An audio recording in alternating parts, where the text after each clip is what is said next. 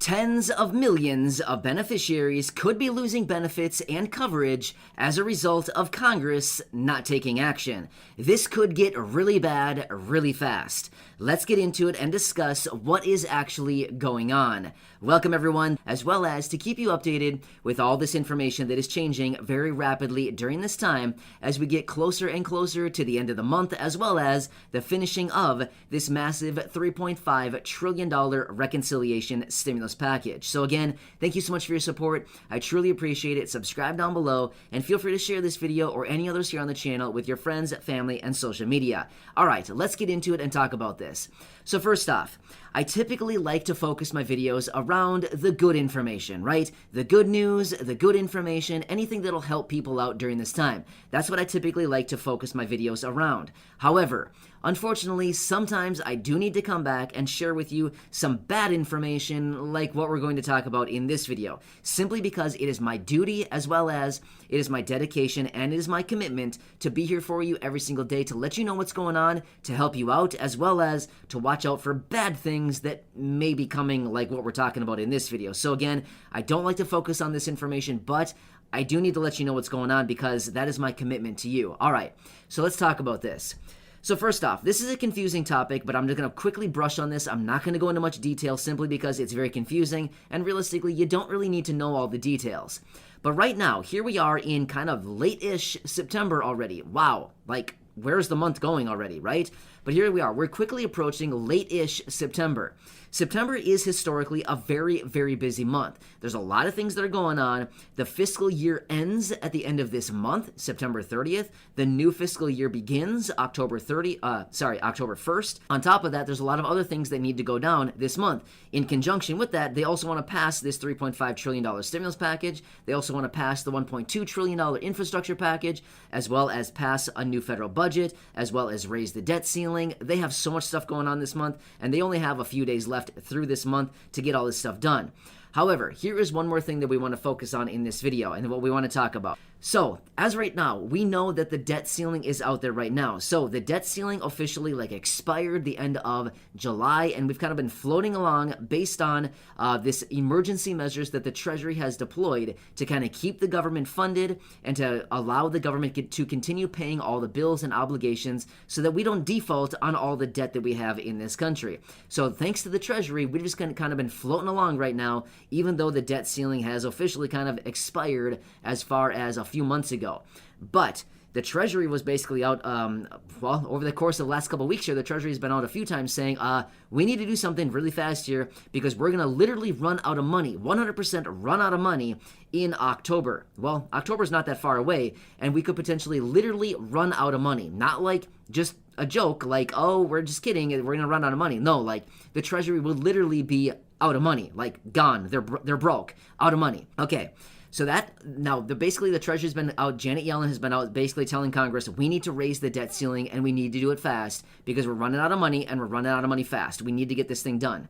Well, inaction out of Congress could result in potentially even the result of Medicaid services potentially even being ended. Temporarily, simply because this is mostly funded by the federal government. Now, Medicaid services are typically funded 2/3 by the federal government and 1/3 by the state. So yes, they are funded a little bit by the state, but mostly by federal funds. 2/3 would be federal funds, 1/3 by the state. Now, one other unfortunate part.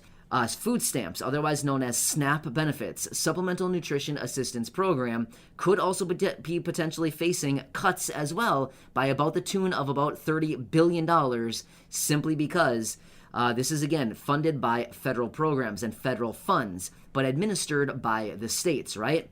If we do not get some kind of raise to the debt ceiling, by the way, the national debt right now is about $28.5 trillion. That's a ton of money, right?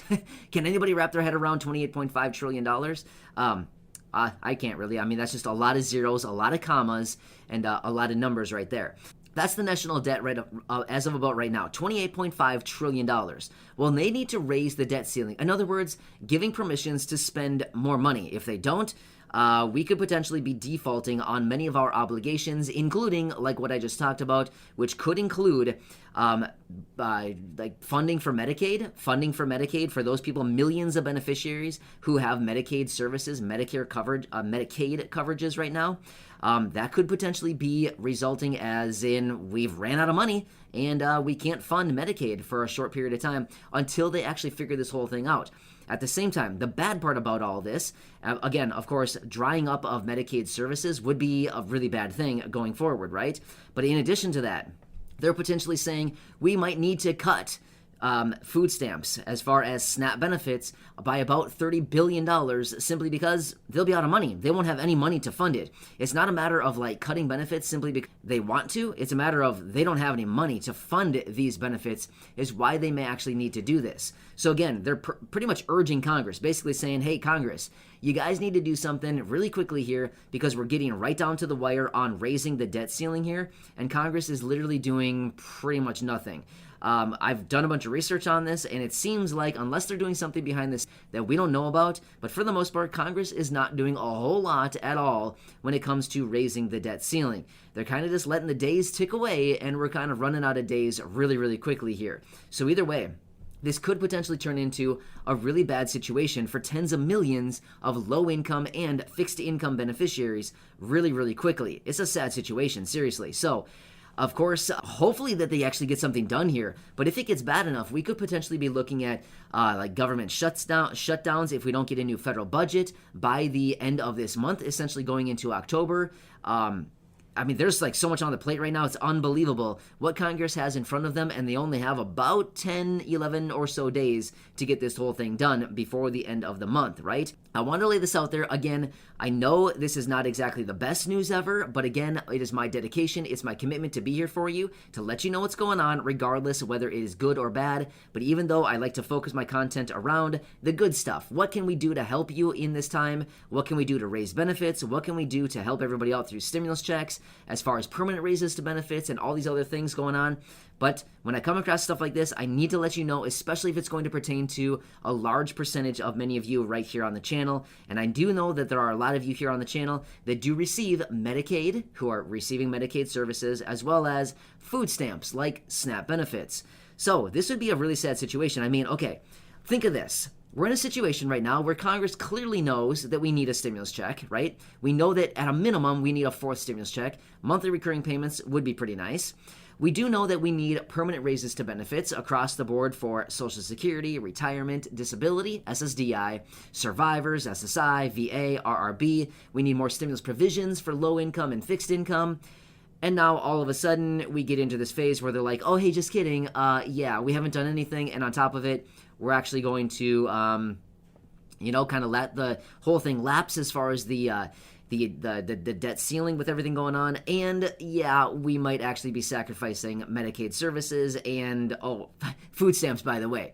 I mean, it's like such a bad situation. I can't even believe that this is happening anymore. So you think that Congress would come together and figure out that, wait, maybe we should step up and actually do something. But it doesn't really seem that way. They're focused on so many other things right now, and it seems that their focus is maybe not on the debt ceiling, which maybe they know something more than I do. Clearly they do because, the debt ceiling is a very complicated and it's a very confusing topic. I feel like I understand it, but of course I feel like they probably should understand it a little more than I do. But either way, even the research that I've done on it seems like it's a very important topic where it seems like a no-brainer that they should be doing something about it and actually getting this whole thing hammered out before we run out of money, right? I mean, that just seems to be what would make sense to me anyway. I don't know, but maybe what do I know, right? But anyway, I wanted to lay it all out for you, let you know what else I found, and let you know what's going on here. Again, it's not the best news ever. I'm imagining that before the deadline actually comes down, before they completely run out of money, I would imagine that they're going to come together and actually have some changes on this, raise to the debt ceiling. You'd imagine that they would come together and actually get this thing done before they actually let it lapse. But we'll see, right? Either way, I want to let you know what's going on. Of course, I'll continue doing more research on all this stuff. I'll continue to keep you posted. I'll continue to keep